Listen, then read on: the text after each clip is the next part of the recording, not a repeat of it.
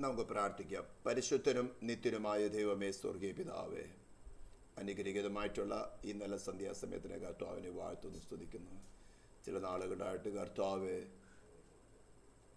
നീ ഞങ്ങളെ ബലമേൽപ്പിച്ചിരിക്കുന്ന ഈ സത്യോപദേശവുമായിട്ട് നിന്റെ ജനത്തിനെയും നിനക്ക് പ്രസാദമുള്ളവർക്ക് വേണ്ടി കർത്താവേ,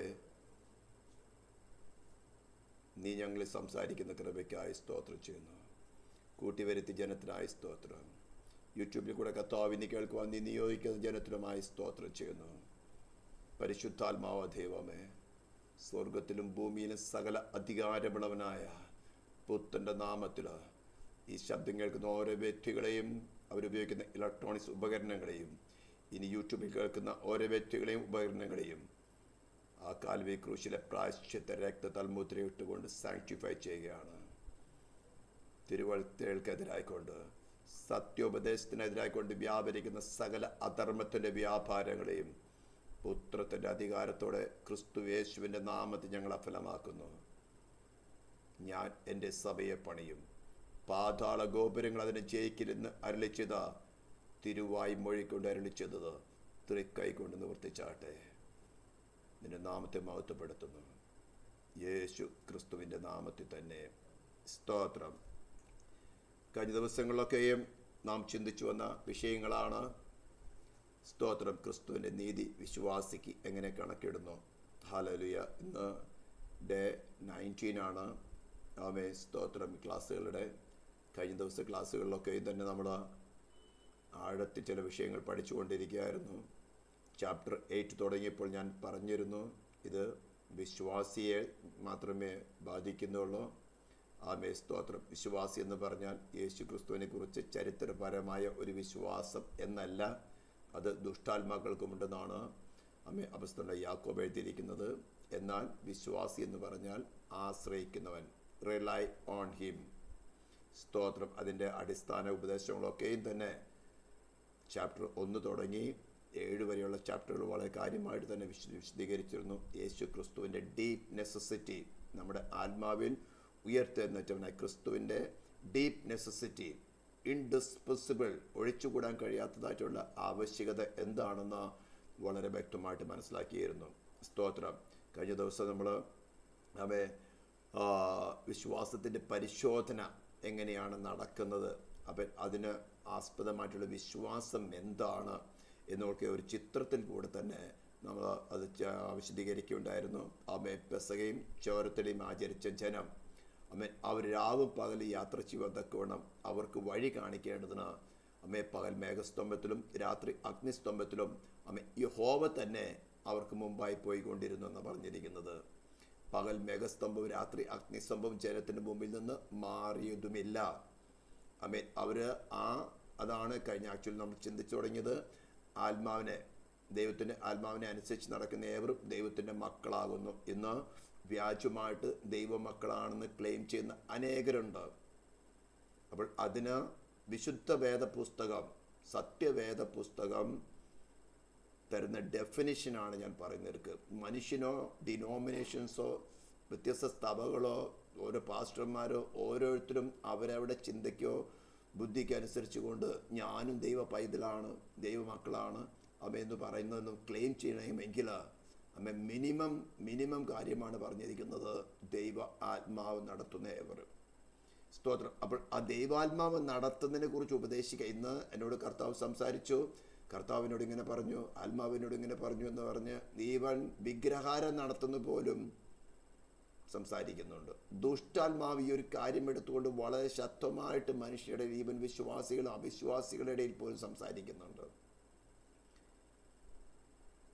ഇതെല്ലാം വളരെ വഞ്ചന നിറഞ്ഞിരിക്കുന്ന സ്ഥലത്താണ് ഈ റോമാലേഖനം ദൈവത്തിൻ്റെ ആത്മാവ് തന്നെ ക്രിസ്തീയ സഭയുടെ അല്ലെങ്കിൽ ക്രിസ്തീയ മാർഗത്തിൻ്റെ അടിസ്ഥാന ഉപദേശം എന്താണെന്ന് റോമാലേഖനത്തെ ആസ്പദമായിട്ട് പഠിപ്പിക്കുവാൻ തക്കവണ്ണം ദൈവത്തിൻ്റെ ആത്മാവ് പ്രേരണ നൽകുന്നതും ചില നാളുകളായിട്ട് നമ്മൾ തുടർന്നുകൊണ്ടിരിക്കുന്നതും.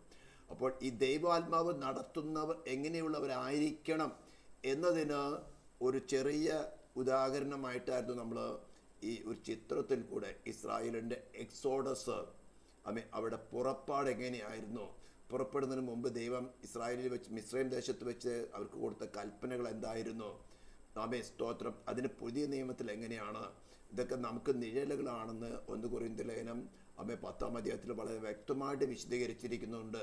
ആധികാരികമായിട്ട് തന്നെ നമുക്ക് ആ ഭാഗം എടുത്ത് നമുക്ക് പഠിക്കാൻ സാധിക്കും. ആമേ നമ്മുടെ ജീവിതത്തിൽ അത് അഡോപ്റ്റ് ചെയ്യാൻ സാധിക്കും. ഞാൻ വീണ്ടും അത് റിപ്പീറ്റ് ചെയ്യുന്നത്, പെസഹായും ചോരത്തെളിയും ചോരത്തെളി ആചരിക്കാൻ എല്ലാവർക്കും തയ്യാറാണ്. കാരണം വിലയൊന്നും കൊടുക്കണ്ട. അത് യേശു ക്രിസ്തുവിനെ ഉദ്ദേശിക്കുന്ന കാര്യമാണ്. അവൻ ദൈവം അവനെ അയച്ചു. അത് ഊനമില്ലാത്ത കുഞ്ഞാടാണെന്നും ലോകത്തിൻ്റെ പാപങ്ങൾ ചുമന്ന ദൈവത്തിൻ്റെ കുഞ്ഞാടാണെന്നും ദൈവം അവൻ സകലരുടെ അകൃത്യം അവൻ്റെ മേൽ ചുമത്തി അറുക്കാൻ കൊണ്ടുവന്ന കുഞ്ഞാടിനെ പോലെയും രോമം കത്തിരിക്കുന്നവിടെ മുന്നിൽ മിണ്ടാതിരുന്ന കുഞ്ഞാടിനെ പോലെയുമായിരുന്നു. പീഡനത്താലും കഷ്ടത്താലൊക്കെ നമ്മൾ യശയ്യാ പ്രവചനം 53-ാം അധ്യായത്തിൽ മിക്കവാറും എപ്പോഴും വായിക്കുന്നതാണ്. അവനെ മരിച്ചവിടെ ഇരുന്ന് ഉയർത്തെഴുന്നേൽപ്പിച്ചുകൊണ്ട് ദൈവം ആ റിഡംഷൻ, ദ കവനന്റ് ഓഫ് റിഡംഷൻ്റെ ആ സക്സസ്ഫുള്ളിനെ കുറിച്ച് വ്യക്തമായിട്ട് എഴുതി തന്നിരിക്കുകയാണ്. അവനോട് കൂടിയുണ്ടായിരുന്ന അപ്പസ്തോലന്മാർ ദൃക്സാക്ഷികളായിട്ട് അവരെ ഉയർത്തെഴുന്നേറ്റതിന് ശേഷം പുനരുദ്ധാന ശക്തിയോടുകൂടി തന്നെ അവൻ 40 നാളോളം അവരുടെ പലയിടങ്ങളിലായിട്ട് അവർക്ക് വെളിപ്പെട്ട് താൻ മരിച്ചവരുടെയിൽ നിന്ന് പുനരുദ്ധാന ശക്തിയോടുകൂടി ഉയർത്തെഴുന്നേറ്റു. മരണത്തെ ജയിച്ച്, പാതാളത്തെ ജയിച്ച്, സൈറ്റാനെ ജയിച്ച്, ഡിവൈൻ ഗവൺമെൻറ് മാനവജാതിയുടെ മേൽ ചുമത്തിയിരുന്ന നിത്യമായ മരണമെന്ന ശിക്ഷ തൻ്റെ ശരീരത്തിലും പ്രാണനും ആത്മാവിലും ഏറ്റെടുത്തുകൊണ്ട് തൻ്റെ ശരീരം ക്രൂശിൽ കിടക്കുമ്പോൾ തൻ്റെ പ്രാണനും ആത്മാവും പാതാളത്തിൽ പോയി കഷ്ടം അനുഭവിച്ചു, മരണം അനുഭവിച്ചു. എൻ്റെ ദൈവമേ നീ എന്നെ കൈവിട്ടത് എന്തെന്ന് അത്യുച്ചത്തിൽ നിലവിളിക്കത്തക്കവണ്ണം ഈ മാനവജാതി കോടി കണക്കിന് വരുന്ന മാനവജാതി യുഗായുഗങ്ങൾ നരകത്തിൽ കൈവിട്ടപ്പെട്ടവരായിട്ട് വെന്തുരിയുന്നതിനേക്കാൾ തൻ്റെ പുത്രൻ അല്പസമയം വെന്തുരിയുന്നത് നല്ലതാണെന്ന് കണ്ട ദൈവസ്നേഹത്തെ ക്രൂശിൽ പ്രദർശിപ്പിച്ച് കാണിച്ചു. അവനെ മരിച്ചവിടെ നിന്ന് ഉയർത്തെഴുന്നേൽപ്പിച്ചുകൊണ്ട് സകല മാനവജാതിയോടും പറയുന്നു, ഇതാണ്ട് പരസ്യമായിട്ട് നിർത്തിയിരിക്കുന്നു, നിന്റെ വ്യക്തിപരമായ പാപത്തിൻ്റെ ശിക്ഷയ്ക്ക് പകരമായിട്ട് ഞാൻ തന്നെ, നിന്റെ സൃഷ്ടിതാവ് തന്നെ, നിന്റെ നിയമദാതാവ് തന്നെ, ഞാൻ തന്നെ നിന്നെപ്പോലുള്ള മനുഷ്യ ശരീരം എടുത്ത് നിന്റെ ശരീരത്തിലും പ്രാണനും ആത്മാവിലും നിന്നെപ്പോലെ മനുഷ്യ ശരീരം, മനുഷ്യപ്രാണൻ, മനുഷ്യ ആത്മാവുള്ളവനായിക്കൊണ്ട് ന്യായ പ്രമാണത്തിൽ കീഴിൽ ജനിച്ചവനായിക്കൊണ്ട് മരണത്തോളം ക്രൂശിത മരണത്തോളം തന്നെ അനുസരണമുള്ളവനായിട്ട് ഡിവൈൻ ലോ അനുസരിക്കാൻ സാധിക്കും, അനുസരിച്ച് ജീവിക്കാൻ സാധിക്കും, ദൈവത്തിന് പ്രസാദമുള്ള രീതിയിൽ ജീവിക്കാൻ സാധിക്കുമെന്ന് പ്രൂവ് ചെയ്തുകൊണ്ട് ഡിവൈൻ ഗവൺമെൻറ് നിന്റെ വ്യക്തിപരമായ പാപനിമിത്തം നിന്റെ മേൽ ചുമത്തിയ ശിക്ഷ ശരിയാണെന്ന് പ്രസ്താവിക്കുകയാണ്. അതേ സമയത്ത് അവൻ പറയുന്നത്, ഞാൻ നിന്നെ സ്നേഹിക്കുന്നത് കൊണ്ട് നിനക്ക് പകരമായ ശിക്ഷ എൻ്റെ ശരീരത്തിലും പ്രാണനും ആത്മാവും ഞാൻ ഏറ്റെടുത്തു. അവൻ മരിച്ചവിടെ ഇരുന്ന് ഉയർത്തെഴുന്നേൽപ്പിച്ചുകൊണ്ട് ദൈവത്തിൻ്റെ സ്നേഹത്തെ, തൻ്റെ നീതിയെ പ്രദർശിപ്പിക്കാൻ തന്നെ സ്തോത്രം വിശ്വസിക്കുന്നവർക്ക് വേണ്ടി അവൻ്റെ രക്തം പോലെ പ്രായശ്ചിത്തമായി തീരുവാൻ അവനെ പരസ്യമായിട്ട് നിർത്തിയിരിക്കുകയാണ്. ഈ കാര്യം വീണ്ടും റിപ്പീറ്റ് ചെയ്യുന്നതിൻ്റെ കാരണം, ഇത് സംഭവിക്കാതെ, ഇത് നമ്മുടെ ഹൃദയത്തിൽ, നമ്മുടെ സോളിൽ, നമ്മുടെ ആത്മാവിൽ സംഭവിച്ച ഒരു വീണ്ടും ജനനം പ്രാപിക്കാത്തോടത്തോളം സ്തോത്രം, ഒരു ചിത്രങ്ങൾ ഞാൻ നോക്കുന്നു, വീണ്ടും ജനനം പ്രാപിക്കാത്തോടത്തോളം മുന്നോട്ടുള്ള യാത്ര നടക്കുന്നില്ല, പാപത്തിൻ്റെ അടിമത്തിൽ കിടക്കുന്നുള്ളൂ. ദൈവമക്കളാണെന്നൊക്കെ വെറുതെ വ്യാജമായിട്ട് പറയാം. സ്തോത്രം. ഒരു സ്ത്രീയുടെ ഗർഭപാത്രത്തിലോ ഒരു പുരുഷ ബീജം കടന്നു വന്ന് ഒരു ജനനം നടക്കാത്തോടത്തോളം ആ ഗർഭപാത്രം എംപ്റ്റി തന്നെയാണ്.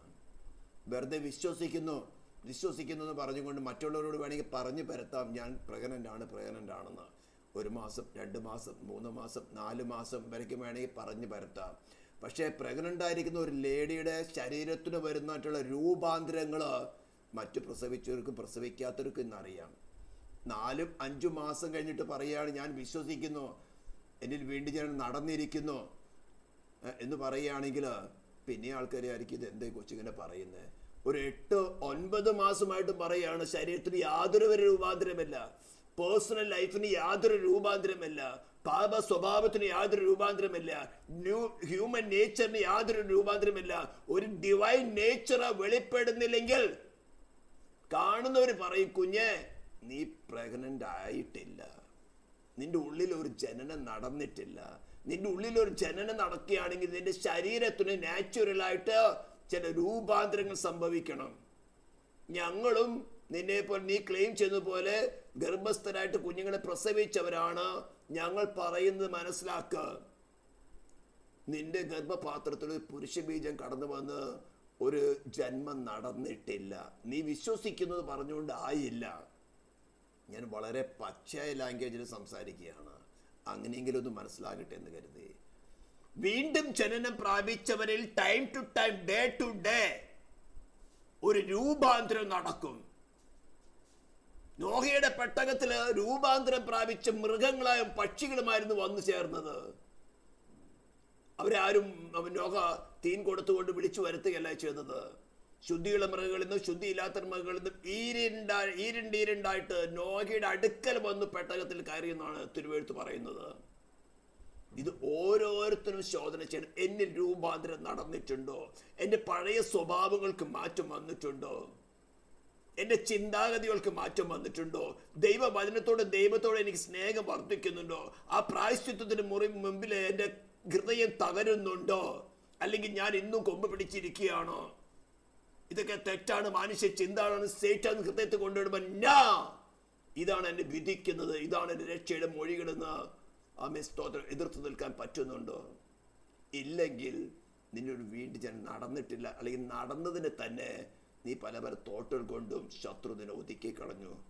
നിനക്കൊരു റിഡംഷൻ്റെ ആവശ്യമുണ്ട്. അപ്പോൾ ഇത് ചോരത്തിലെ വിഷയമായി. ഇനിയാണ് തീയിൽ ചുട്ടായിട്ടുള്ള മാംസം തിന്നുക എന്ന് പറയുന്നത്. സ്തോത്രം. ഇവിടെയാണ് പെന്തിക്കോസ്ത് കോളത്തിൽ പോലും അനേകർ വീണ് കിടക്കുന്നത്.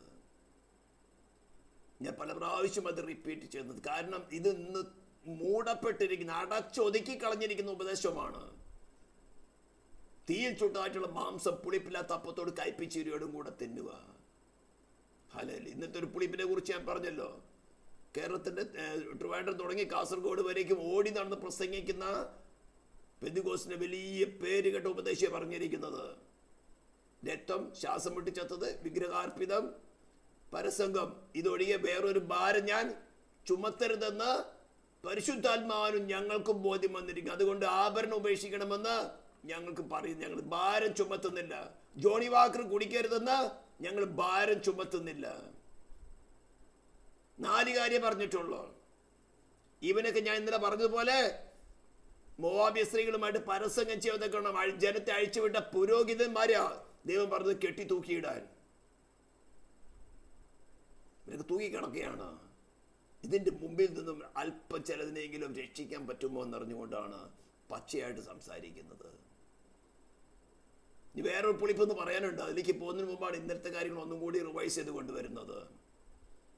അപ്പോൾ ചോരത്തെളി ആചരിച്ച് തീയിൽ ചുട്ടതായിട്ടുള്ള മാംസം എന്ന് പറഞ്ഞാൽ ഉയർത്തെഴുന്നേറ്റവനെ ക്രിസ്തുവിനെ നമ്മുടെ ഓരോ പരിശോധനകളിലും ഓരോ പരീക്ഷകളിലും ഇവൻ മരിക്കേണ്ടി വന്നാലും I don't mind, I will wait for Christ resurrected in my soul. എൻ്റെ സോളിൽ വെളിപ്പെട്ട് ഞാൻ മരിച്ചാലും, മരിച്ചിട്ട് എന്നിൽ വിശ്വസിക്കുന്നവൻ മരിച്ചാലും ജീവിക്കും. ജീവിച്ചിരുന്ന് എന്നിൽ വിശ്വസിക്കുന്നവൻ ഒരു നാളും മരിക്കുകയില്ല. മരണം നിന്റെ മുമ്പിൽ നിന്റെ ശരീരത്തെ പ്രാണനിൽ വെളിപ്പെട്ട് നീ മരിക്കാൻ പോവാണെന്ന് മരണം നിന്നെ അവകാശം പറഞ്ഞാലും നീ ഉയർത്തെന്നിട്ട് ക്രിസ്തുവിനാണ് ആശ്രയിക്കുന്നെങ്കിൽ ആ പുനരുദ്ധാന ശക്തി നിന്നെ കടന്നു വന്ന് നിന്റെ മരണാവസ്ഥ ഉയർത്തെന്നേൽപ്പിക്കും. അനുഭവിച്ചുകൊണ്ടാണ് പറയുന്നത്. പാപത്തിന് ടെംപ്റ്റേഷൻ വരികയാണെങ്കിൽ അവൻ തന്റെ ജനത്തെ അവിടെ പാപങ്ങളിൽ നിന്ന് രക്ഷിപ്പാനിരിക്കൊണ്ട് യേശു എന്ന പേരിൽ, യേശു എന്ന റിലേഷനാണ് നീ ഫുൾഫിൽ ആയിരിക്കുന്നെങ്കിൽ പാപത്തിന്റെ എത്ര വലിയ ടെംപ്റ്റേഷൻ നിന്റെ അടുത്ത് വന്നോട്ടെ, നിനക്കതൊരു വിഷയമല്ല. ആ ഒരു വിഷയമാണ് നമ്മൾ ചിന്തിക്കാൻ പോകുന്നത്. റോമലേഖനം 8-ാം അധ്യായത്തില് സ്തോത്രം ഒരു വാക്യം പറയുന്നുണ്ട്. അതുകൂടി എടുത്ത് പറഞ്ഞിട്ട് നമുക്ക് അങ്ങോട്ട് പോകാം. അതിന് ചെറിയ ഇൻട്രൊഡക്ഷൻ്റെ ആവശ്യമുണ്ട്. സ്തോത്രം.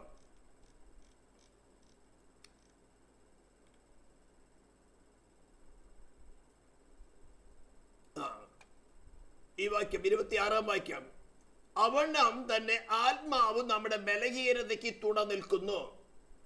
ഈ ഒരു വാക്യത്തെ എടുത്തുകൊണ്ട് കത്തോലിക്കര് തുടങ്ങി ഈ ആത്മാവ് നടത്തുന്നു പ്രസംഗിക്കുന്ന വീരന്മാര് വരെ ഇതിനെ ഇന്റർപ്രറ്റ് ചെയ്യുന്ന ഒരു മ്ലേച്ഛത ഞാൻ പറഞ്ഞു കാണണം.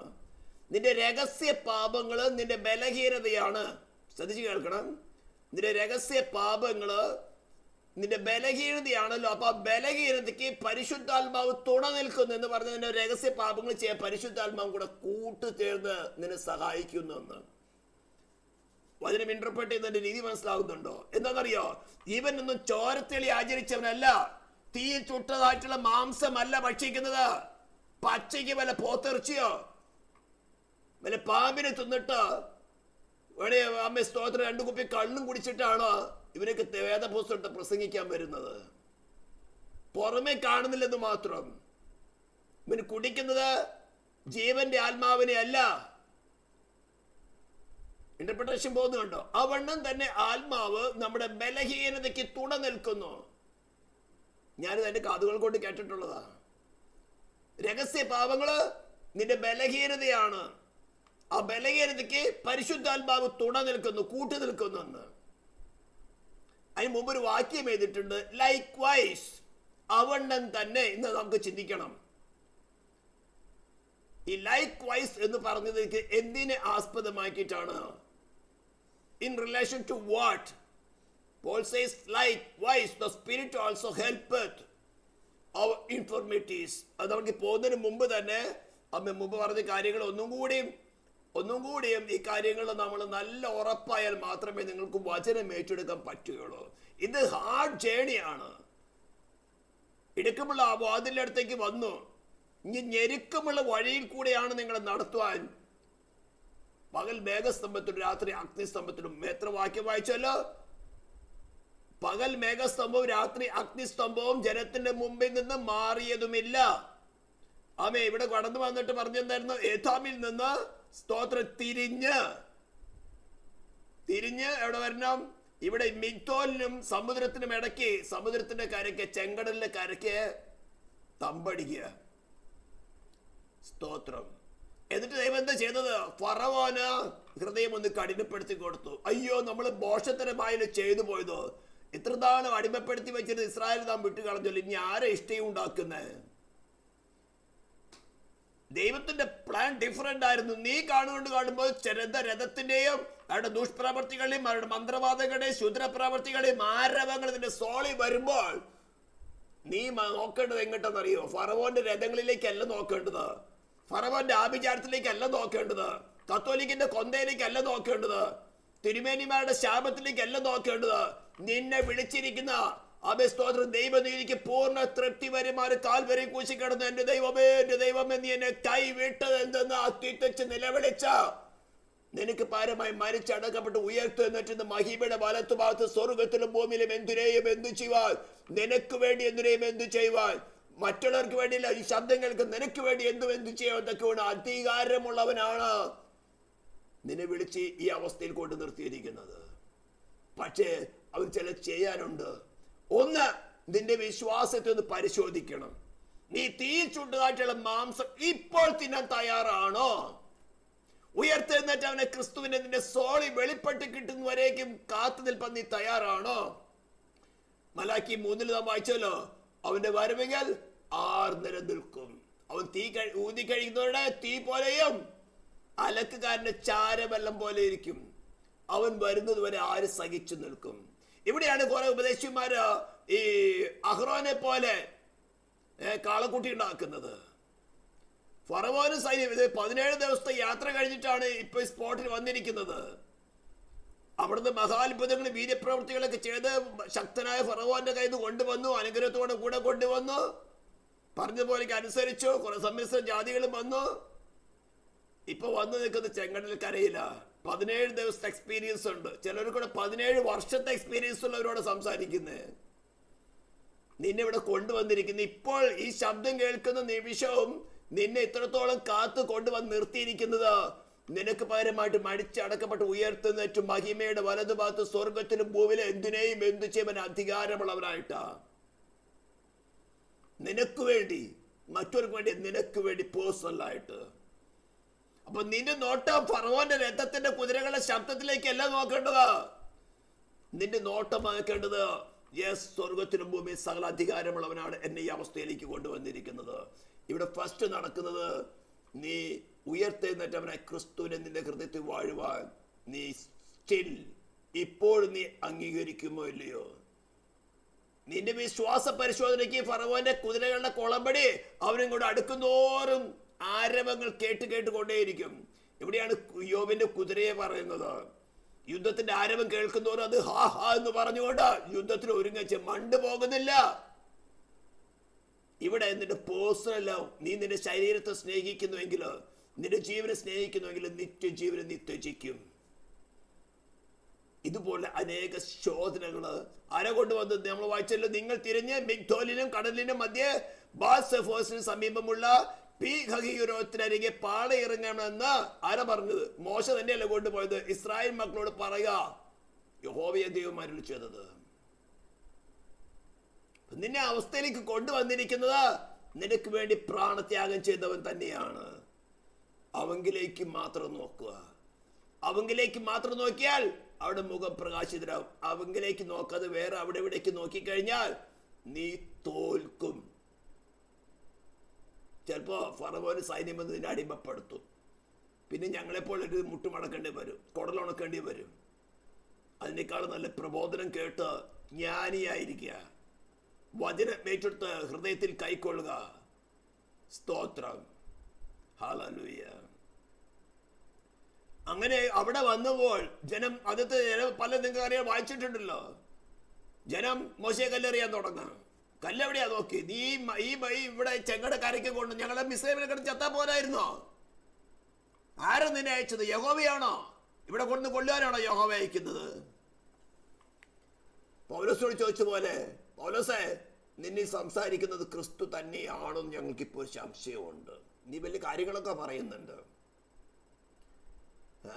ഞങ്ങൾ അങ്ങനെ കുറവുള്ളവരാ, കക്ഷിത്വമുള്ളവരാ, പിണക്കമുണ്ട് ഞങ്ങളുടെ ഇടയിൽ, കക്ഷിത്വം ഞങ്ങളുടെ ഉള്ളിൽ, അപ്പോലസിന്റെ പക്ഷക്കാരും പൗലോസിന്റെ പക്ഷക്കാരൊക്കെ നീ ഞങ്ങളെ വിധിക്കുന്നുണ്ട്. ശരിയാ.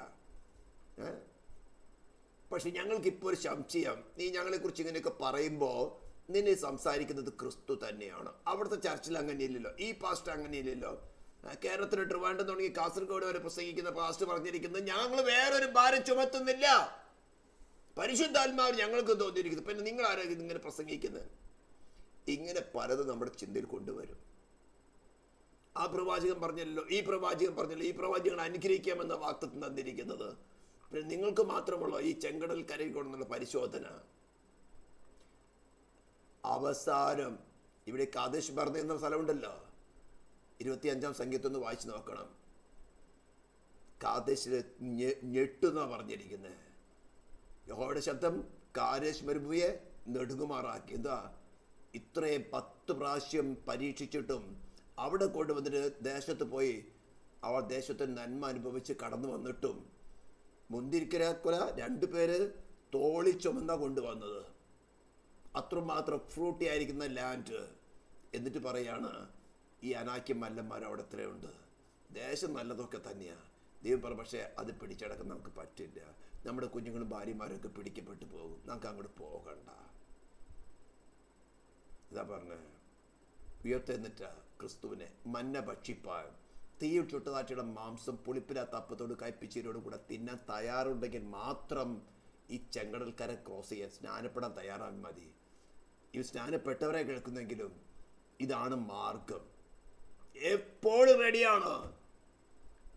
ആ ധൈര്യത്തോടെ കൃപാസനത്തേക്ക് നോക്കിയ തൽസമയത്ത് എന്ന് പറഞ്ഞാൽ ഉടനെ നല്ല അർത്ഥം. തൽസമയം എന്ന് പറഞ്ഞാൽ വേണ്ടപ്പെട്ട സമയത്ത്,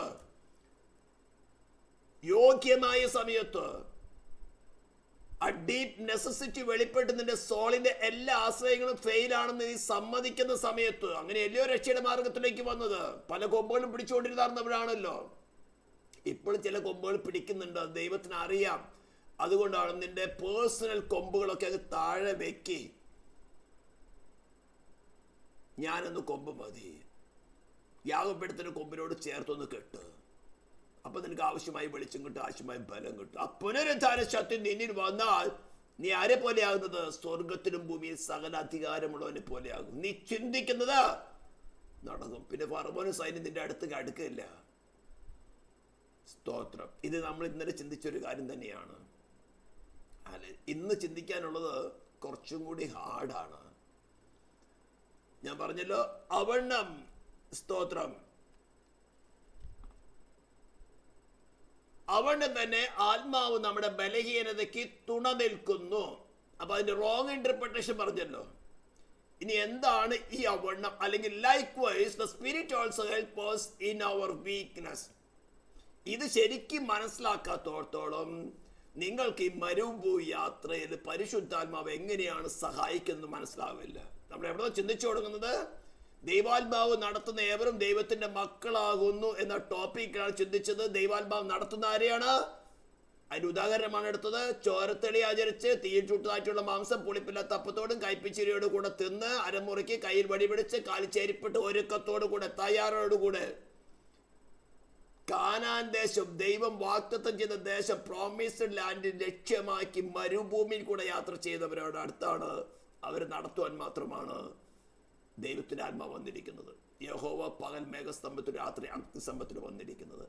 അല്ലാത്തവര് നടത്തുന്നത് അവരുടെയുള്ള അവർ തന്നെയാണ്, അവരുടെ സ്വയം തന്നെയാണ്. കുറച്ചും കൂടി വാശി പിടിച്ചാൽ ആയിരക്കണക്കിന് പതിനായിരക്കണക്കിന് ദുഷ്ടാത്മാക്കൾ നിങ്ങളുടെ ചുറ്റുമുണ്ട്. അതകത്ത് കണ്ട് കർത്തൃത്വം നടത്തും. നല്ല ആലോചന പറയും. ഈ ആകാശരാജ്യം എന്ന് പറയുന്ന ഒരു ശക്തിയുണ്ട്. ഒരു സ്ഥലത്തിരുന്ന് തേർഡ് പാർട്ടില് ഫോർത്ത് പാർട്ടിലേക്ക് ആലോചന പറഞ്ഞു കൊടുക്കാൻ കഴിവുള്ളത്. നല്ല മാധുര്യമായി ചാതുര്യമായ വാക്കുകളെ സംസാരിക്കുക. അയ്യോ ഇത്രയും ശാന്ത സ്വഭാവം കാണില്ല, അവളെന്ത് തൊട്ട് നോക്കണം. പിന്നെ കൊടുങ്ങല്ലൂർ, ഇവിടെ തൃശ്ശൂർ കൊടുങ്ങല്ലൂർ എന്നൊരു സ്ഥലമുണ്ട്, പരിചയമുള്ളവർക്ക് അറിയാം.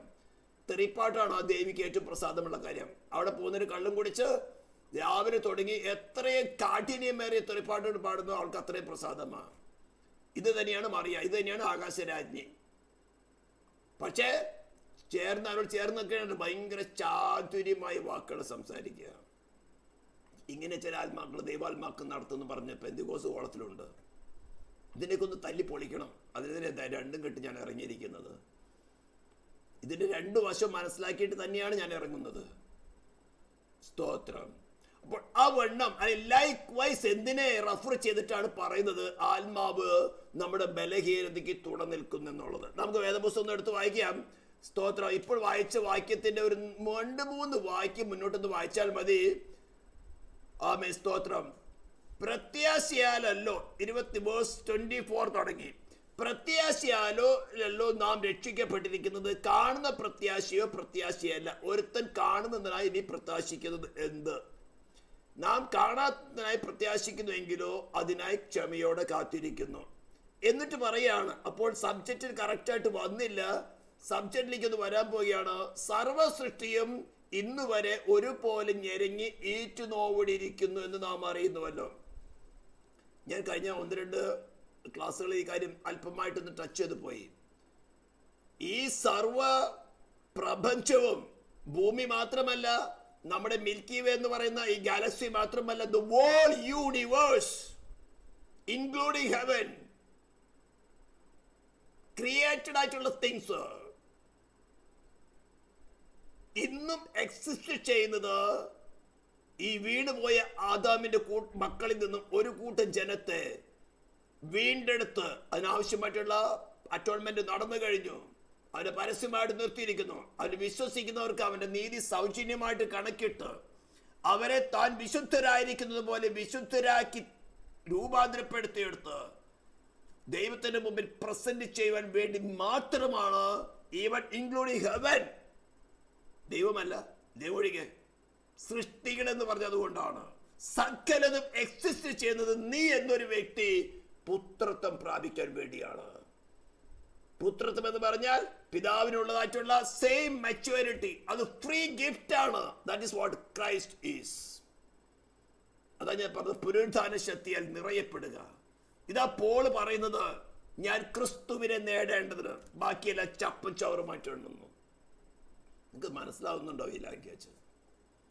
അപ്പൊ സർവ സൃഷ്ടിയും ഇന്നുവരെ ഞെരങ്ങിയിരിക്കുകയാണ്. എന്നാണ് ഈ ചർച്ച് ഓഫ് ക്രൈസ്റ്റ്, ഈ ശബ്ദം കേൾക്കുന്ന ഞാനും നിങ്ങളും രൂപാന്തരം പ്രാപിച്ച് നമ്മുടെ ജഡത്തിൻ്റെതായിട്ടുള്ള മോഹങ്ങളും നമ്മുടെ പ്രാണന്റെ ഇച്ഛകളെ ക്രൂശിച്ചുകൊണ്ട് എന്റെ സോളില് എനിക്ക് തീയിൽ ചുട്ടതായിട്ടുള്ള മാംസം ഭക്ഷിക്കണം, എനിക്ക് മന്ന ഭക്ഷിക്കണം, ഈ പ്രതികൂല സാഹചര്യത്തെ ഉയർത്തുന്നിട്ട് ക്രിസ്തുവിന്റെ പുനരുദ്ധാന ശക്തി എന്റെ സോളിൽ വെളിപ്പെട്ട് എനിക്ക് ജയജീവിതം വേണം. അങ്ങനെയാൽ ഈ ജയശാലിയായിട്ട് വെളിപ്പാട് പുസ്തകം പറഞ്ഞിരിക്കുന്നത്, ജയിക്കുന്നവന്, നമ്മൾ ഇതിപ്പോൾ ലവോദിക്ക സഭയുടെ കാലഘട്ടമാണ്, ജയിക്കുന്നവർ ഞാൻ എന്നോട് കൂടെ എന്റെ സിംഹാസനത്തിൽ ഇരിപ്പാൻ വരം നൽകും. ഞാനും ജയിച്ച് എന്റെ പിതാവിനോട് കൂടെ അവന്റെ സിംഹാസനത്തിൽ ഇരുന്നത് പോലെ സെയിം ഗ്ലോറി പ്രാപിക്കുന്നവർക്കുള്ള ഓഫറാണ് പറഞ്ഞിരിക്കുന്നത്. ആ ഗ്ലോറി പ്രാപിക്കാൻ ആവശ്യമായ സകലതും തന്നെ ഫ്രീ ഓഫറാണ്. Free offer. Only believe. വിശ്വസിക്കുന്നവർക്ക് വേണ്ടി സൗജന്യ നീതിയാണ്.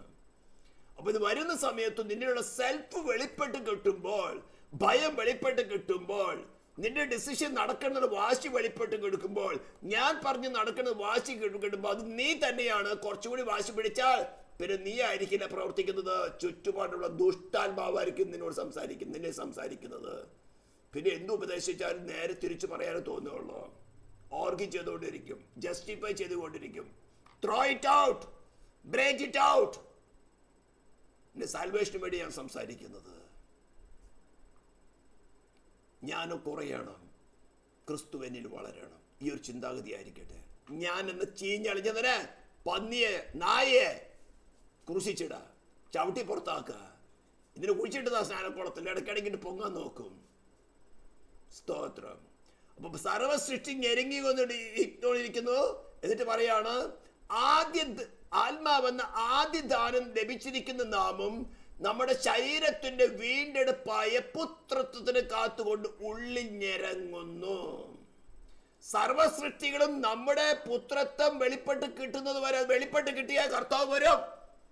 പിന്നെ ഒരു 7 വർഷം ആന്റിക്രൈസ്റ്റിന്റെ ഭരണം. അത് കഴിഞ്ഞ ക്രിസ്തുവാണ് ഇവിടെ ഭരിക്കുന്നത്. അപ്പോഴാണ് യേശുപ്രഭു 2-ാം അധ്യായത്തിൽ പറഞ്ഞിരിക്കുന്ന കാര്യങ്ങൾ നടക്കുന്നത്. സ്തോത്രം. പുലിയും സിംഹക്കുഞ്ഞും, സിംഹക്കുട്ടിയും പുലിയും, നമ്മെ സിംഹം പുല്ല് തിന്നും, സർപ്പത്തിന്റെ പൊത്തില് കുഞ്ഞുങ്ങൾ കൈയിടും. ഒരു പ്രയാസമില്ല, മരണമില്ല, രോഗമില്ല. അമ്മ അത്യുന്നതിന്റെ ഭരണം ഇവിടെ നടക്കുന്നത്.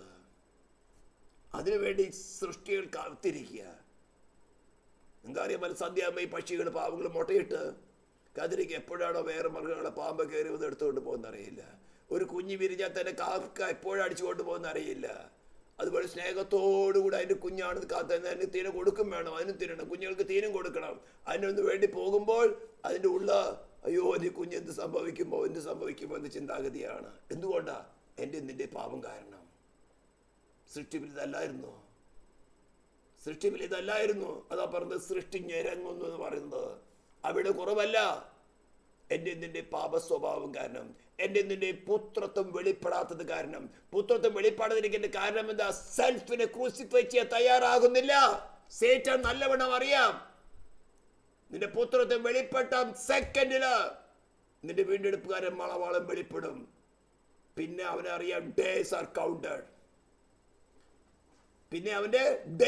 കൗണ്ടഡ്. അത് നല്ലവണ്ണം അറിയാവുന്നത് കൊണ്ട് തീരെയാണ് സഭയ്ക്കകത്ത് കർത്തൃമേശ എടുക്കുന്നതിന് ഉള്ളിൽ തന്നെ കടന്നു വന്ന് പക, പിണക്കം, കൊച്ചു കൊച്ചു വാക്കുകളിന്മേൽ അവൾ അങ്ങനെ പറഞ്ഞില്ലേ, ഇവളിങ്ങനെ പറഞ്ഞില്ലേ, അവൻ അങ്ങനെ ചെയ്തില്ല, അവരങ്ങനെ ചെയ്തില്ലല്ലോ, ഇങ്ങനെയൊക്കെ നിന്റേതായിട്ടുള്ള ചീഞ്ഞളിഞ്ഞ ജഡം പൊങ്ങി വരുന്നത്.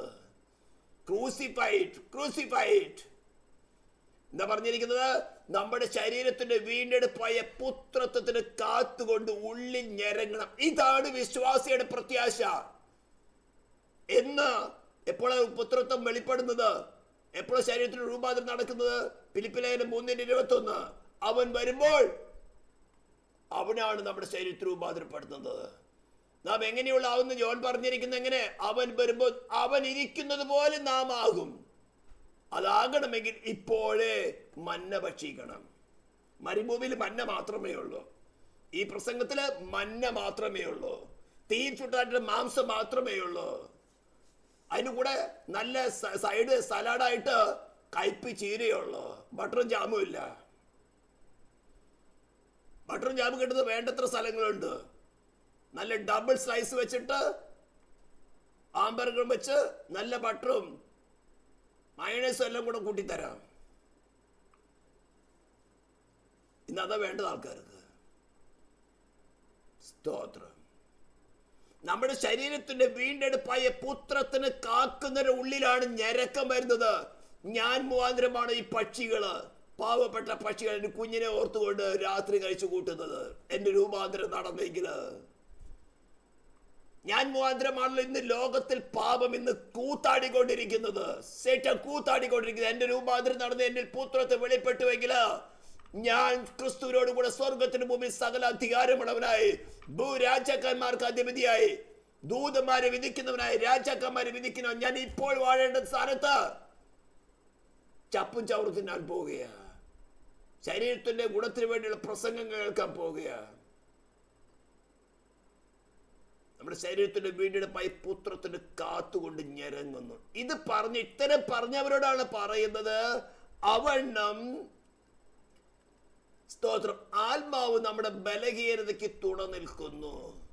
ഈ ടാസ്കിലേക്ക് മുന്നേറണമെങ്കിൽ നമ്മുടെ ശരീരത്തിന്റെ വീണ്ടെടുപ്പായ പുത്രത്തിന് കാത്തുകൊണ്ട് ഞെരങ്ങുമ്പോൾ ആ ടാസ്കിലേക്ക് മുന്നോട്ട് അതെങ്ങനെയാ കിട്ടുന്നത്? തന്നെ കിട്ടുന്നാൽ ഒരു കുപ്പിയിലേക്ക് വെള്ളം ഒഴിക്കുന്നത് പോലെ, ഒരു ഗ്ലാസ്സിലേക്ക് ഒരു കുപ്പിയിൽ നിന്ന് വെള്ളം ഒഴിക്കുന്ന പോലെ ആ ഡിവൈൻ നേച്ചറിങ് പകർന്ന് ഒഴിച്ചു തരല്ലേ ചെയ്യുന്നത്. നിന്നെ ഓരോരോ പരിശോധന മുമ്പിൽ കൊണ്ടുവന്ന് അതിന് ഞാൻ ചിത്രം കാണിച്ച് പറഞ്ഞു തന്നത്. സ്തോത്രം. എന്താണ്?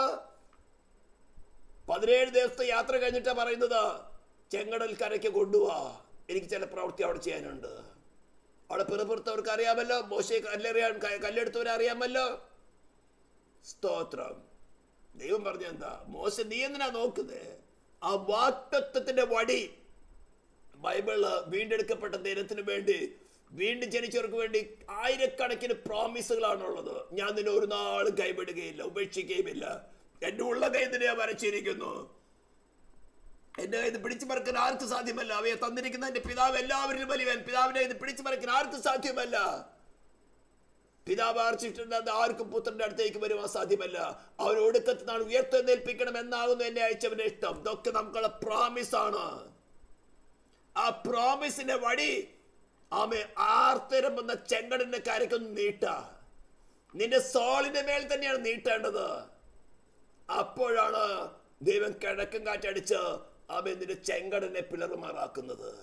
ചിറ പോലെ നിൽക്കുകയാണ്. പ്രതികൂലം അവിടെ നിൽക്കും, നീ വിശ്വസിക്കുന്നുവെങ്കിലും പ്രതികൂലത്തിന്റെ ചെങ്കടൽ അവിടെ ആർത്തിരമ്പി, പക്ഷെ ഐസ് പോലെ ഉറച്ചു നിൽക്കും. അവിടെ അനങ്ങില്ല.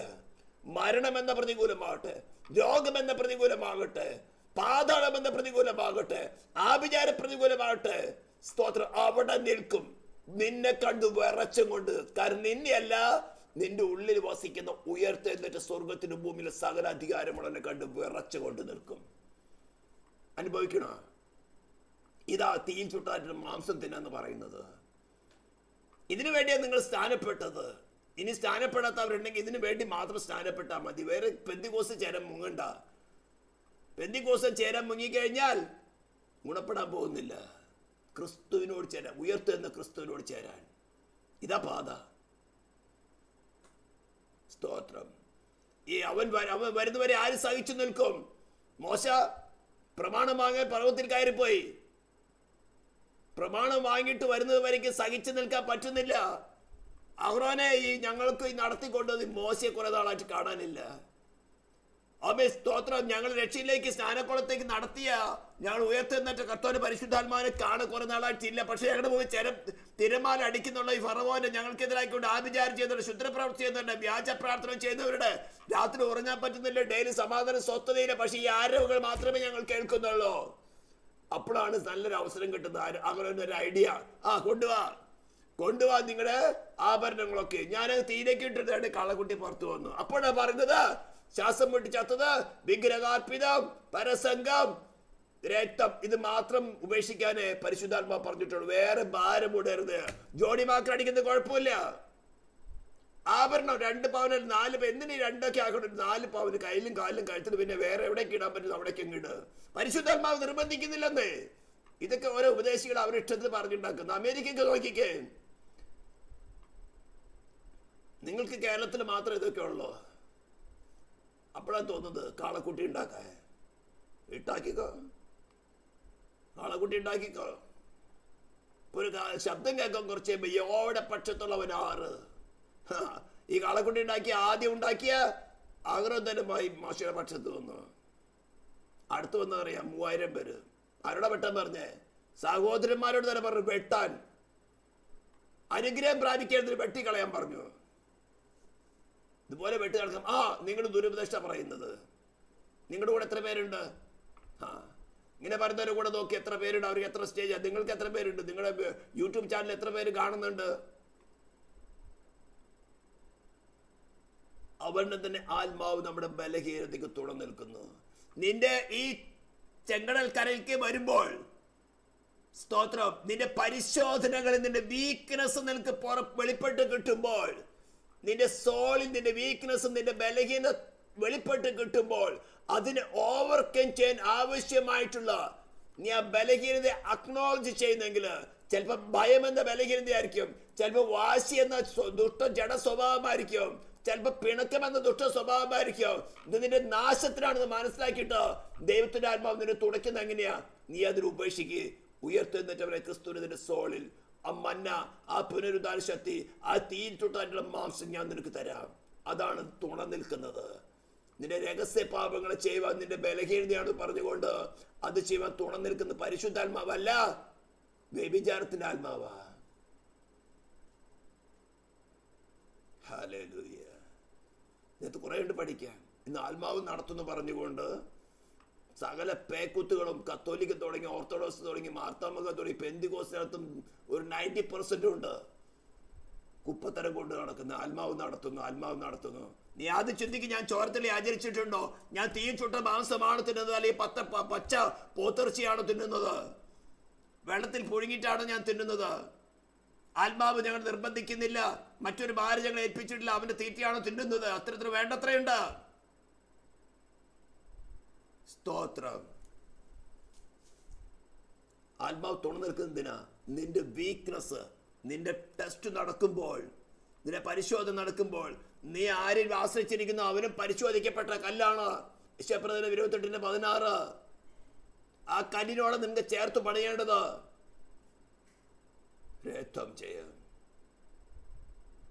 അത് തയ്യാറെന്ന് പറഞ്ഞുകൊണ്ടാണ് നീ ഇറങ്ങി തിരിച്ചത്. പക്ഷെ കേട്ട പ്രസംഗം ചിലപ്പോൾ വേറെ പലതും ആയിരിക്കാം. അതിവിടെയുള്ളതല്ല. അത് മിസ്രൈമിലെ പ്രസംഗമാണ്. മിസ്രൈമ ദേവനോട് കൂടെ ചേർക്കുന്ന പ്രസംഗമാണ്. ദൈവം ലോകത്തെ ക്രിസ്തു മുഖാന്തരം തന്നോട് നിരപ്പിച്ചു എന്നാണ് പറഞ്ഞിരിക്കുന്നത്. ആ നിരപ്പിന്റെ ശുശ്രൂഷയാണ് ദൈവദാസന്മാർക്ക് തരുന്നത്. എന്നാൽ നേരെ തിരിച്ച് ദൈവ ജനത്തെ പോലും ലോകത്തോട് നിരപ്പിക്കുന്ന സേറ്റാന്റെ അഭിഷക്തരാണ് ഈ മറുവശത്തുള്ളത്. അവർക്ക് ഇങ്ങനെയൊക്കെ തോന്നും, ആത്മാവ് നിങ്ങളുടെ ബലഹീനതയാണല്ലോ, നിങ്ങളുടെ രഹസ്യഭാവങ്ങൾ ബലഹീനതയാണോ, അതിന് തുണ നിൽക്കുക, കൂട്ടു നിൽക്കുക, ചെയ്തോ കുഴപ്പമില്ല, നിനക്ക് ഇവിടെ ഒരു പ്രാശ്ചിത്വം വാഴ്ത്തിട്ടുണ്ട്, അവ നോക്കിക്കൊള്ളും, കൃപ പെരുകിക്കൊള്ളും. കപടം, കള്ളം. സ്തോത്രം. അവിടെ തന്നെ ആത്മാവ് നമ്മുടെ ബലഹീനതയ്ക്ക് തുണ നിൽക്കുന്നു. വേണ്ടും പോലെ പ്രാർത്ഥിക്കേണ്ടത് എന്തെന്ന് നാം അറിയുന്നില്ല. ഇവിടെ വ്യക്തമായിട്ട് മനസ്സിലാക്കണം, നീ ഒരു ഫ്രീ മോറൽ ഏജന്റ് ആണ്. നിന്റെ നാവിൽ കടന്നു വന്ന് നിന്നിൽ പ്രാർത്ഥിക്കുന്ന ആത്മാവല്ല ദൈവാത്മാവ്. നിനക്ക് ആ സാഹചര്യം മനസ്സിലാക്കി തന്ന, നീ നിൽക്കുന്ന അവസ്ഥ എന്താണ്, ഇപ്പോൾ ആയിരിക്കുന്ന പരിശോധന എന്താണ്, നിനക്കതിനെ ഓവർകം ചെയ്യാൻ പറ്റുന്നില്ല. യേസ് കുഞ്ഞ്, നിനക്ക് നിന്റെ മാനുഷ്യ ശക്തി കൊണ്ട് അതിനെ ഓവർകം ചെയ്യാൻ സാധ്യമല്ല. You need the manna, you need the Christ restricted in your soul. നിന്റെ സോളിൽ നിനക്ക് പുനരുദ്ധാന ശക്തി ലഭിക്കാത്തോടത്തോളം നിനക്ക് ഇതിനെ ഓവർകം ചെയ്യാൻ സാധ്യമല്ല. ഇത് മനസ്സിലാക്കി കഴിഞ്ഞാൽ പണി വളരെ എളുപ്പമാണ്. ഞാനെന്ന ചീഞ്ഞളിഞ്ഞ പന്നിയെ ഛർദി ചെന്നതിനെ നായ വലിച്ചെറിഞ്ഞു കളഞ്ഞ്, കർത്താവേ എനിക്കിപ്പോൾ പറയുന്നത് പോലെ എനിക്ക് ക്രിസ്തുവിനെ നേടണം. അപ്പൊ സാഹചര്യം നിന്നെ സോളിൽ നിനക്ക് വെളിപ്പെടുത്തി തരുന്നതാണ് പരിശുദ്ധാത്മാവ്. അല്ലാതെ നിന്റെ നാവിൽ വന്ന് നിന്റെ നാവിൽ കയറി സംസാരിക്കുന്നത് പരിശുദ്ധാത്മാവല്ല, ദുഷ്ടാത്മാവാണ്. ഇങ്ങനെ പ്രവചിക്കുന്ന കുറെ പ്രവാചകന്മാരുണ്ട്. വായ തോന്നിയത് ആത്മാവ് തോന്നിപ്പിച്ചു, ആത്മാവ് പ്രേരണ തന്നു. അത് നിന്റെ കറക്റ്റാണെന്ന് നോക്ക്. നീ ചോരത്തലി ആചരിച്ച് തീ ചുട്ട മാംസം തിന്നാൻ തയ്യാറാണെങ്കിൽ നിന്നെ നടത്തുന്നത് പരിശുദ്ധാത്മാവ് തന്നെയാണ്.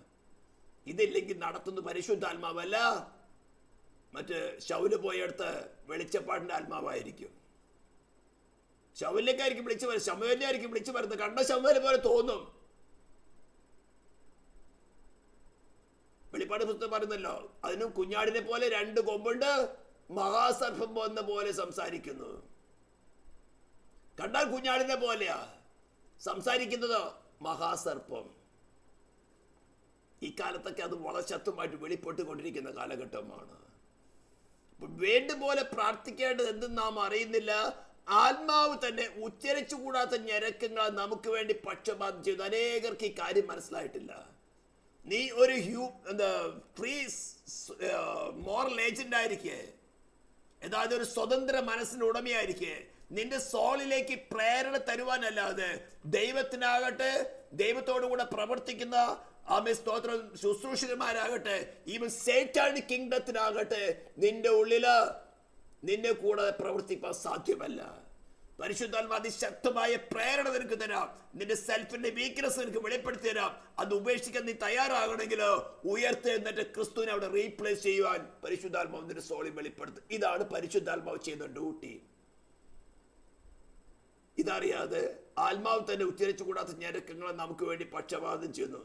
നിന്റെ നാവികേരി പക്ഷപാതം ചെയ്യുന്നല്ല, നിനക്ക് പ്രേരണ തരും. ഇതാണ് നിന്റെ സിറ്റുവേഷൻ, നീ ആയിരിക്കുന്ന സിറ്റുവേഷൻ ഇതാണ്. ചുറ്റുപാടുള്ള ഘോരത്വങ്ങൾ ഇതാണ് നിന്റെ സോൾ നിനക്ക് വെളിപ്പെടുത്തി തരും. അപ്പോൾ അറിയാം നിന്റെ സ്വഭാവം എന്താണെന്ന്. അപ്പോൾ അറിയാം നീ വിശ്വാസത്തിൽ എത്രത്തോളം വളർന്നുവെന്ന്. അപ്പോൾ അറിയാം നീ കൃപയിൽ ആശ്രയിക്കുന്നോ ഇല്ലയോ. അപ്പോൾ അറിയാം നിന്റെ നങ്കൂര കൃപാസനത്തിനാണ് ഇട്ടിരിക്കുന്നത്, ഭൂമിയിലേക്കാണ് ഇട്ടിരിക്കുന്നത്. എടുത്ത് ഗൂഗിൾ സെർച്ച് ചെയ്തോ, ഏത് ഡോക്ടറാണുള്ളത്, ഏത് മരുന്നാണുള്ളത്, ഇന്ന കാര്യത്തിൽ എന്താ ഉള്ളത്. സ്തോത്രം.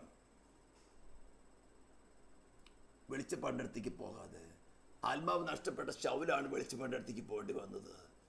പെന്തിക്കോസ്ത് കോളത്തിൽ നല്ല ശതമാനം വെളിച്ചപ്പാടിന്റെ ആത്മാവ് കൊണ്ടാണ് നടക്കുന്നത്. അതിന് തക്കതായിട്ടുള്ള പ്രവാചകന്മാർ ആയിരക്കണക്കിനുണ്ട്. ഏറ്റവും വലിയ പ്രവാചകൻ നിന്റെ ഉള്ളിലിരിക്കുക. ആ പ്രവാചകൻ ശബ്ദിക്കുന്നില്ലെങ്കിൽ മിണ്ടാതിരിക്കുക. കഥകടച്ച് വാതിലടച്ച് കഥകടച്ച് മിണ്ടാതിരിക്കുക. കർത്താവേ, എനിക്ക് നീ എന്നോട് സംസാരിക്കണമെന്നൊന്നും പറയണ്ട, എൻ്റെ അകൃത്യമേറ്റു പറഞ്ഞാൽ മതി. എനിക്ക് മനസ്സിലായി എൻ്റെ കുറവ് എന്താണെന്ന്. അത് സമ്മതിക്കാനാണ് പരിശുദ്ധാത്മാവ് ബലഹീനന് തുണ നിൽക്കുന്നത്, നിന്റെ കുറവിനെ വെളിപ്പെടുത്തി തരുന്നത്. അതുവരേക്കും നീ അത് അക്നോളജ് ചെയ്യാത്തോടത്തോളം കുറവിന്റെ ഡിഗ്രി കൂടിക്കൊണ്ടേയിരിക്കും. നിനക്ക് താങ്ങാൻ പറ്റാത്ത അവസ്ഥ വരും. അതിനെ കാണുന്നത് ആരംഭത്തിൽ അങ്ങ് അയ്യം വിളിച്ചാൽ നല്ലതാ. സ്തോത്രം. ഞാൻ പറഞ്ഞല്ലോ, റോമാലേഖനം 8-ാം അധ്യായം തുടങ്ങിയപ്പോഴേ പറഞ്ഞത് വിശ്വാസിക്കുള്ള ചാപ്റ്റർ ആണ്. ഇത് സാധാരണ പ്രസംഗം പോലെ പ്രസംഗിച്ചു പോകുന്ന പരിപാടിയിൽ ഇനി താഴോട്ട് വരുന്നതിനേക്കാളും ഹാർഡാണ്.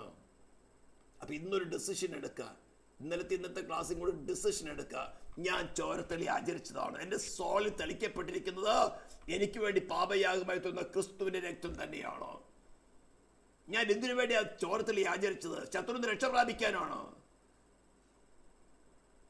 നിന്റെ മേൽ ചോരത്തളി ആചരിച്ചത് നിന്റെ പാപയാഗമായി തീർന്ന ക്രിസ്തുവിന്റെ രക്തമാണ്. നിന്റെ മേലുള്ള ന്യായവിധി മാറുവാനാണ്. ചോരത്തളിയുടെ ബെനിഫിറ്റ്സ് അനേകം പറയാനുണ്ട്. ഏറ്റവും വലിയ പ്രധാനപ്പെട്ട കാര്യമാണ് നിന്റെ മേലുള്ള ദൈവക്രോധം മാറിക്കിട്ടട്ടെ. ആദ്യം റോമാലേഖനം 5-ാം അധ്യായത്തിൽ നമ്മൾ ചിന്തിച്ചത് അത്. സ്തോത്രം. അടുത്ത കാര്യമാണ്, ഞാൻ തീയിൽ ചൂട്ടാനുള്ള മാംസത്തിന് ഞാൻ തയ്യാറായിട്ടുണ്ടോ? ഇതുവരെ ഞാൻ പുനരുദ്ധാന ശക്തി ഞാൻ ഭക്ഷിച്ചിട്ടില്ലെങ്കിൽ, ക്രിസ്തുവിന്റെ പുനരുദ്ധാന ശക്തിക്ക് വേണ്ടി ഞാൻ കാത്തിരുന്നിട്ടില്ലെങ്കിൽ, ഞാൻ ആശ്രയിച്ചത് അല്ലെങ്കിൽ ഞാൻ തിന്നത് പച്ചയായിട്ടും വെള്ളത്തിൽ പൊഴിയുന്നതുമായിട്ട് ലോർഡ് എനിക്ക് തെറ്റുപറ്റി, എനിക്കിത് അറിയില്ലായിരുന്നു. ഞാൻ ഈ നിമിഷത്തോടെ ഞാൻ സമർപ്പിക്കുക. ഇവിടെ മരിക്കേണ്ടി വന്നാലും കർത്താവേ, ഇങ്ങനൊരു സംഭവമുണ്ടല്ലോ. നിന്റെ പുനരുദ്ധാന ശക്തി വിശ്വസിക്കുന്നവൻ മരിച്ചാലും ജീവിക്കും. ജീവിച്ചിരുന്ന് വിശ്വസിക്കുന്നവൻ, അപ്പോൾ ജീവിച്ചതിന് ശേഷം എന്തുകൊണ്ട് ഈ പാതിരി വിശ്വാസം തുടരേണ്ട ആവശ്യകതയുണ്ട്. വിശ്വാസം ആടിയുലയുന്നവരോടാണ് ഞാൻ സംസാരിക്കുന്നത്. ബി റീഇൻസ്റ്റേറ്റഡ്. എനിക്കറിയാം, ബി റീഇൻസ്റ്റേറ്റഡ്. വിശ്വാസത്തിന്റെ നല്ല പ്രവൃത്തി ആരംഭിച്ചവരിൽ ആശ്രയിക്കുക. എൻ്റെ കഴിവല്ല വിശ്വാസം. നിന്നെ അറിയാത്ത നാളില് നീ എങ്കിലേക്ക് കൈനീട്ടിയതാണ്. നിന്റെ നാമം പോലും വിളിച്ചപേക്ഷിക്കാൻ യോഗ്യതയില്ലാത്ത സ്ഥാനത്ത് നിന്നെ അന്വേഷിക്കാത്തവരേക്ക് നീ കൈനീട്ടിയതാണ്. നിന്റെ കൃപ ഒന്ന് മാത്രമാണ്. ഞാൻ കൃപയിൽ മാത്രം ഡിപ്പെൻഡ് ചെയ്യുന്നു. ലോർഡ്, എനിക്ക് ഈ പുനരുദ്ധാന ശക്തി ആവശ്യമുണ്ട്. നിന്നെ കൂടാതെ എനിക്ക് മുന്നോട്ട് യാത്ര ചെയ്യാൻ സാധ്യമല്ല. ഇതിന് നിങ്ങൾ വാസ്തവമായിട്ട് സമർപ്പിക്കുന്നുവെങ്കിൽ, ദൈവത്തിൻ്റെ പരിശുദ്ധാത്മാവ് നിങ്ങളുടെ ഹൃദയത്തിൻ്റെ വാഞ്ച, ആ തീരുമാനം, ആ എറ്റേണൽ ആയിട്ടുള്ള നിങ്ങളുടെ ഡിസിഷൻ എന്താണെന്ന് മനസ്സിലാക്കിക്കൊണ്ട് ഇപ്പോൾ നിങ്ങൾ തീരുമാനം എടുക്കുന്ന നിമിഷത്തിൽ ആ ഉയർത്തെഴുന്നേൽപ്പിൻ്റെ ശക്തി നിങ്ങളുടെ സോളിൽ പകരും. നിങ്ങളുടെ പ്രതികൂലം നിങ്ങൾ മാറിപ്പോവും. അവൻ സ്വർഗത്തിലും ഭൂമിയിൽ സകല അധികാരമുള്ളവനാ. എന്തിനേയും നിങ്ങൾക്ക് വേണ്ടി എന്തും ചെയ്യുവാൻ അധികാരമുള്ളവനാ. അവൻ നിങ്ങൾ അനുഗ്രഹിക്കുമാറാകട്ടെ. നമുക്ക് പ്രാർത്ഥിക്കാം. പരിശുദ്ധ നെറ്റിലുമായ ദൈവം സ്വർഗീയ പിതാവേ, ഈ ജനത്തിന് വേണ്ടി കർത്താവ് നീ സംസാരിച്ചതിനായി സ്തോത്രം. ഇനി കർത്താവ് യൂട്യൂബിൽ കേൾക്കുന്ന നേരത്തെ നിനക്ക് പ്രസാദമുള്ള ജനത്തെ കർത്താവ് കൂട്ടി വരുത്തുമാറാണ് പ്രാർത്ഥിക്കുന്നു. പരിശുദ്ധാത്മാവ് ചെയ്യുന്നു. ഓരോ ജനത്തിലെയും ബലഹീനത നീ വെളിപ്പെടുത്തുമ്പോൾ അതിൻ്റെ ഏക റീപ്ലേസ്മെൻ്റായ പുത്രനെ വെളിപ്പെടുത്തുമാറാകണമെന്ന് പ്രാർത്ഥിക്കുന്നു. ഞങ്ങൾ അയോഗ്യരാണ് കർത്താവ്, ഞങ്ങൾ അയോഗ്യരാണ്. നിന്റെ ക്രോധാത്യക്ക് മാത്രം യോഗ്യരായിരിക്കുന്ന ഞങ്ങളോട് കൃപ കാണിച്ച് പുത്രനിൽ യഥാസ്ഥാനപ്പെടുത്തുമാറാകണമെന്ന് പ്രാർത്ഥിക്കുന്നു. പ്രാർത്ഥന കേട്ടതിനായി സ്തോത്രം. യേശു ക്രിസ്തുവിൻ്റെ നാമത്തിൽ തന്നെ. Thank you.